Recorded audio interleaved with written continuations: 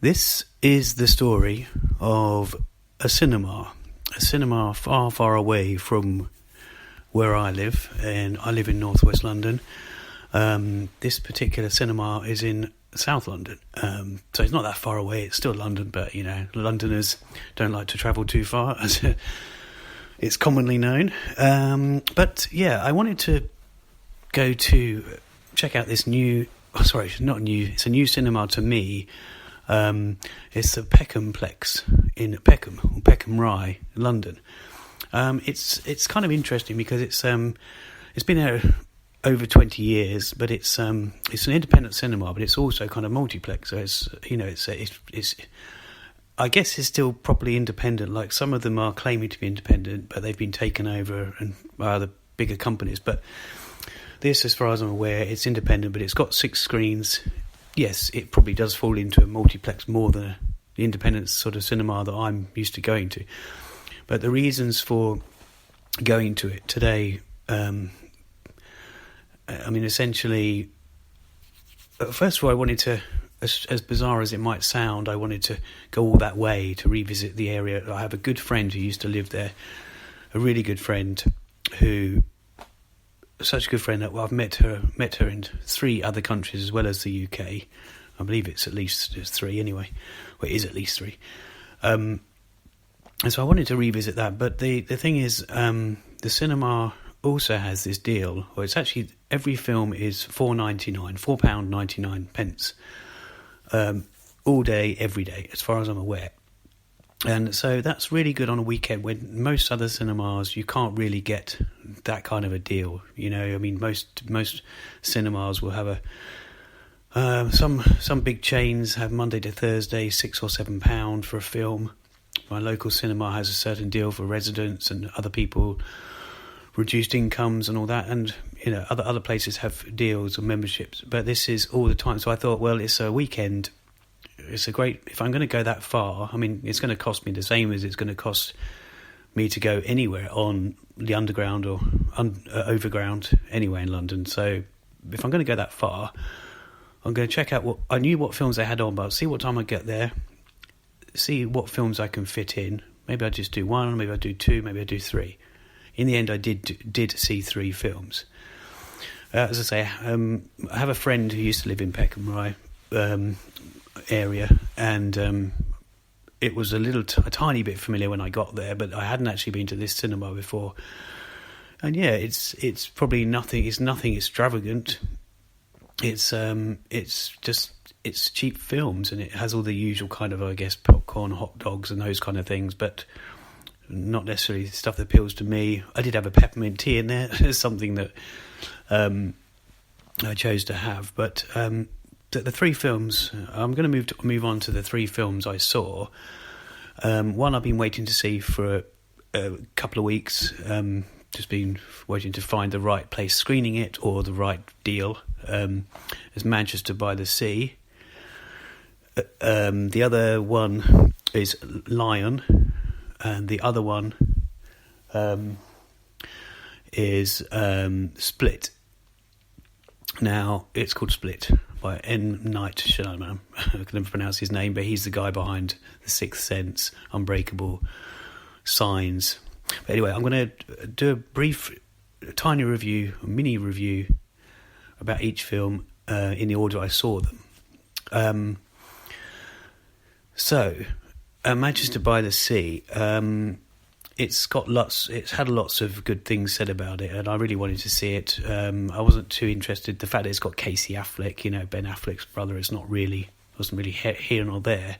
It's a really well done film. Even the first quarter or so, I knew it was kind of a dreary setting, or the style, the look of it was very dreary, and then it was trying to feed you characters, a little bit of background, all connected to the main character.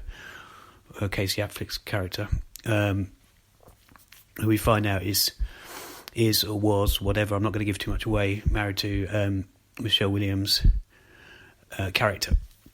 But it wasn't. I wasn't too sure if it was actually really going anywhere. And then something happens, or you're told something within the first third, anyway, and that quite an emotional thing that's keeps you gripped with a couple other stories that are all kind of related. As a son of the main character, the son of the brother of the main character, and he's got some funny lines actually. It's quite, he's 16, he's kind of an adolescent, he's into I guess his puberty, exploring himself and all that kind of stuff, exploring girls. But it's it's very funny at moments, that film, but it's more tragic, I guess, than funny. But it's very real. It's a very real film, I'd say. It's very hard hitting, and I'd say all three films I saw today, in one way or another, whether they're true or true life or true story or just something kind of bizarre, like the third film I mentioned. I mean, they're all hard hitting in some way. So yeah, I mean, look out also for. I mean, and this isn't really a spoiler, but I didn't really know this was going to be in it, but there's a tiny part with Matthew Broderick, from Ferris Bueller's Day Off and loads of other films. I'm not really giving anything away because I'm not saying how he appears, how long, how many seconds or minutes or whatever. He just appears in it. So that's that. So on to Lion now. If you probably heard about this, it's with Dev Patel, and it's also got some good child actors as well. Indian. I'm guessing they're originally Indian or Bangladeshi anyway. But it's a really good film about. It's really well shot. It's really well acted. It's just everything about this Indian guy or Bangladeshi guy, I should say. Excuse me, trying to get back, find his roots, find his mum, and it's really good as well. It doesn't rush into Dev Patel's character. The first, his part. I mean, he is played by a young actor for quite a considerable part of the film, which is great. He doesn't just go, here's this, introducing this child actor, and he's, suddenly 10 minutes into Dev Patel. It's actually quite a long part, and it does actually give you a lot of. I guess it's meant to be like that. It shows you a lot happens, and some stuff you think's going to happen doesn't happen to the young lad. But of course, it gets you emotionally attached, and you see how he's attached to his mum and his brother, and it's really good. I mean, it's a co-Australian production because it's set in Tasmania, Australia, and India, Bangladesh. It's set in those areas really, essentially. Excuse me, again. But yeah, this is a brilliant film. It's so stylish. Without overdoing stylish, it's just really well done. I can't really say the cinematography, the shots and everything. There's a bit of action as such.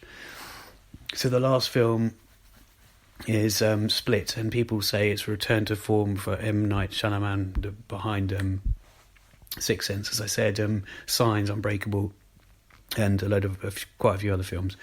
They say it's returned to form. Some people have said. I think it's a bit. It's the music in it and stuff is very reminiscent of his other films, especially The Sixth Sense and Signs. Those sort of that music, which is a bit overpowering at times, and some of the camera angles were good, close, sort of close up kind of point of view shots, and they weren't unnecessary. But also, I did think to myself, that style. It could be style over substance. I'm not saying that the story wasn't good, but it was a bit silly and it was a bit contrived at times. And I don't mean so much. Some of the parts that were put in it were kind of so that something is used and they say, we've got this, let's do this. And I don't really want to say too much about that because I don't really want to give it away. But it's I guess it's essentially about split personality or schizophrenia with three girls, and of course it reminded me a bit in parts like Room, the film Room, just because that was all set in a room. Well, it wasn't all set in a room, half the film was, and there's three girls that are taken. You don't know what this guy is going to do to these three girls. You don't know what motives he's got. even what character he's in. And I mean, from the script, from his split personality, what he's gonna do next, who he's gonna be next. So it is. I don't know. It's a difficult one to say. I mean, I'm not a massive horror fan anyway. It's just it's quite suspenseful and quite funny. But it's it doesn't really disappoint. I mean, I would say probably without. I mean, the thing is with his films, you kind of, people know for years since the Sixth Sense, you always think there's going to be a twist, and you're trying to look for it. And there's a bit of a backstory about one of the main girls when she was younger. But you're always looking for this potential twist in the film, on how it's going to how we're going to be fooled, or how it's going to come around to something else in the film. But yeah, it's good. It's entertaining. As I say, there's a couple. You could say there's one or two endings, but one of them is more silly than the other. That's all I'm going to say, in my eyes. that's what I'm going to say.